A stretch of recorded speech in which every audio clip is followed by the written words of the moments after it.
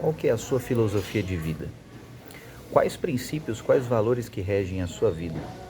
O que motiva você para fazer algo que você considera certo, algo que você considera não tão certo assim? O que faz você se orgulhar? E o que faz você ter certeza de que você está no caminho certo para você? Esse é um papo um pouco mais filosófico mesmo.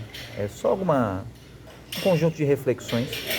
Não é tão prático assim. Então, se você prefere vídeos mais práticos, vídeos com técnicas e com pensamentos focados mais nessa parte objetiva, aí você vai para outros vídeos, beleza? Então vamos lá. O que acontece? A filosofia, ela é muito mal entendida hoje em dia. Antigamente a filosofia era uma consequência, estava intimamente interligada com a matemática. Hoje em dia não. Hoje em dia a filosofia está muito mais ligada com a retórica do que propriamente com a filosofia raiz. O que é retórica? Retórica é um tipo de comunicação que visa comunicar, entreter e levantar questionamentos sem necessariamente que a resposta, os sofismas estão dentro da retórica, sem necessariamente respondê-los, tá? Então é mais a comunicação em si do que a mensagem em si. Beleza, hoje a filosofia ela é muito mais retórica do que uma filosofia raiz. Quando você tinha Platão, e a filosofia platônica aqui no Ocidente ela é muito famosa, Platão ele acaba sendo referenciado muito mais pela questão retórica do que pela questão matemática.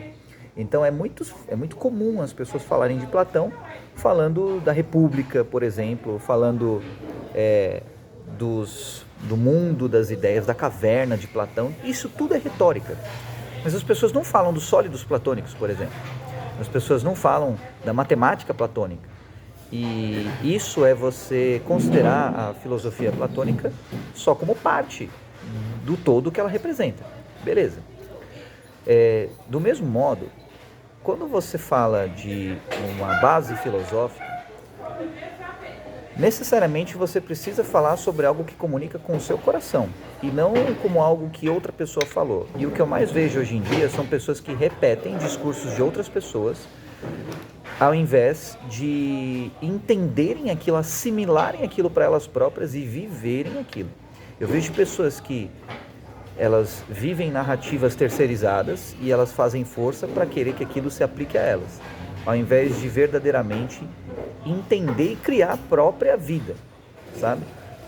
Como pessoa, eu entendo que como indivíduo qualquer pessoa é criadora, qualquer pessoa tem essa habilidade de criação.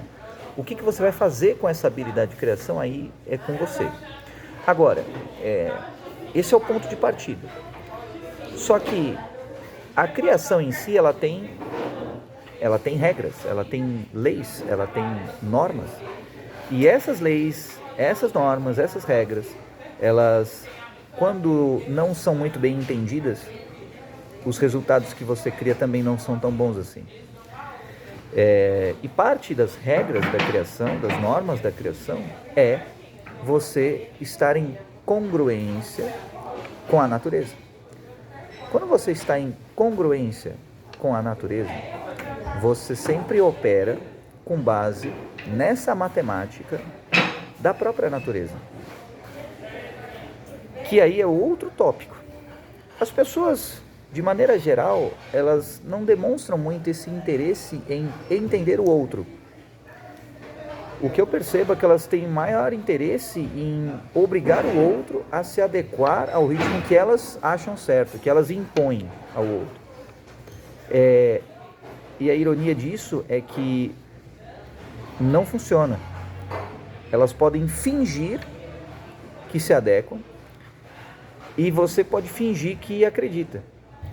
E aí entra nesse teatro de aparências e de enganações e convencimentos e dissimulações que acaba sendo a sociedade que vive nessas premissas. Então, quando a gente fala de filosofia, você precisa entender princípios básicos.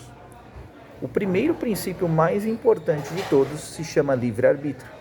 Você tem de uma vertente, um lado, gente que é aderente da mentalidade de faça o que tu queres, que é a tolice do livre-arbítrio, você fazer o que você quer, aí pensando na Bíblia, tudo posso, mas nem tudo me convém.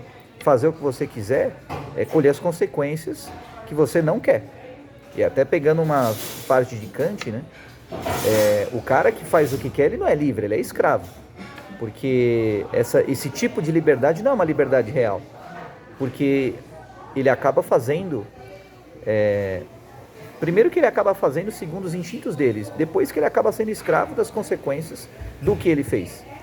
Então, a liberdade, ela está muito mais nesse contexto, numa questão de você nem sempre fazer o que você sente vontade, mas fazer o que está alinhado com seus princípios.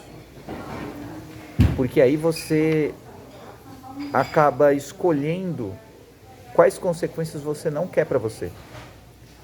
Então, quando você não viola um princípio, quando você não viola uma lei, o que você está escolhendo para você?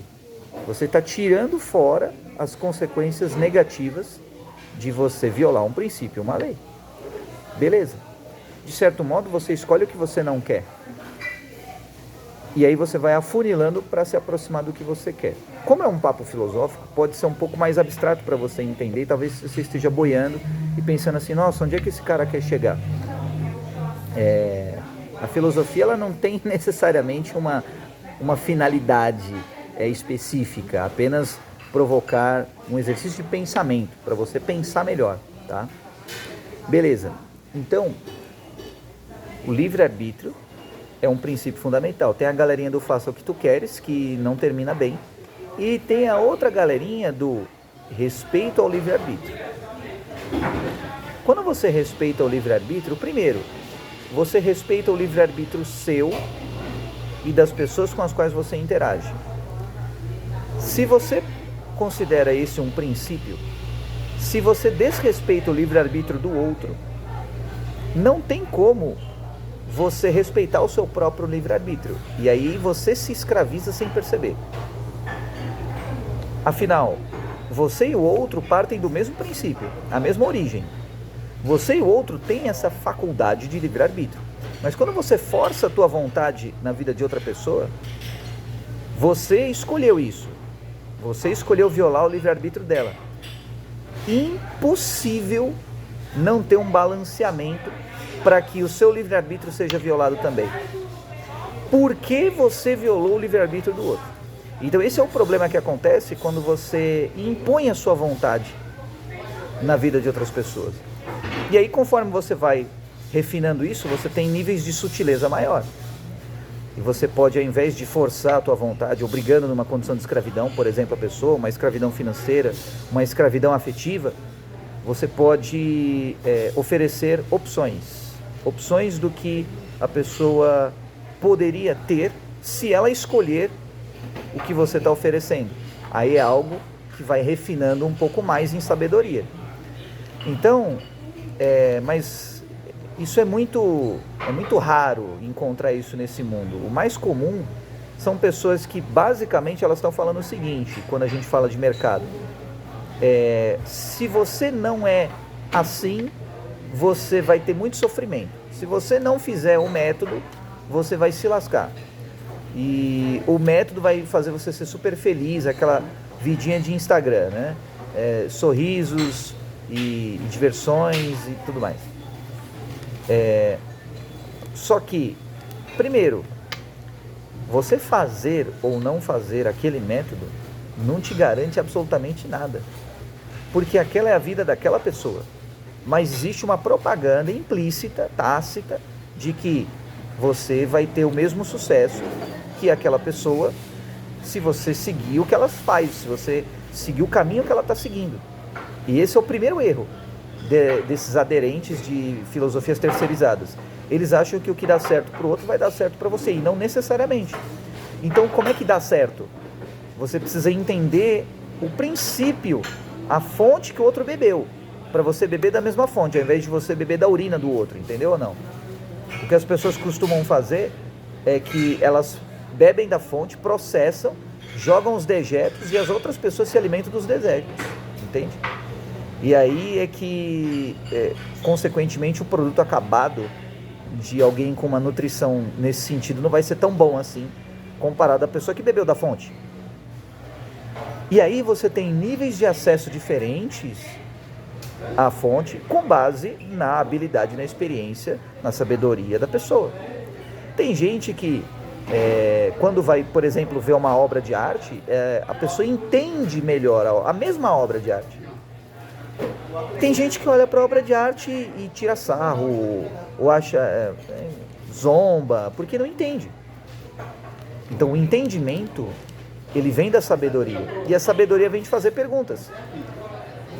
Perguntas que abrem a tua cabeça. E não perguntas que te induzem a um pensamento fechado, a um pensamento discriminatório, um pensamento segregacionista, entende?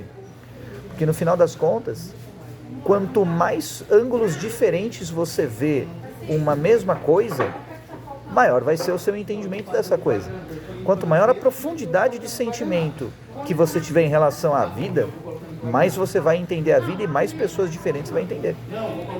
Agora, se você só quer fazer o que você quer, se você só quer fazer o que você sente vontade, você deixa de conhecer pessoas novas, oportunidades novas, porque você ficou bitolado apenas em fazer do seu jeito.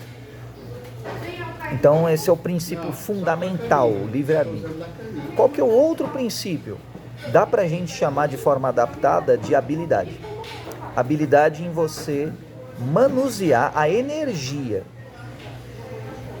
No universo você tem a energia em slow motion, que as pessoas chamam de matéria, e você tem a habilidade em utilizar essa energia. Beleza.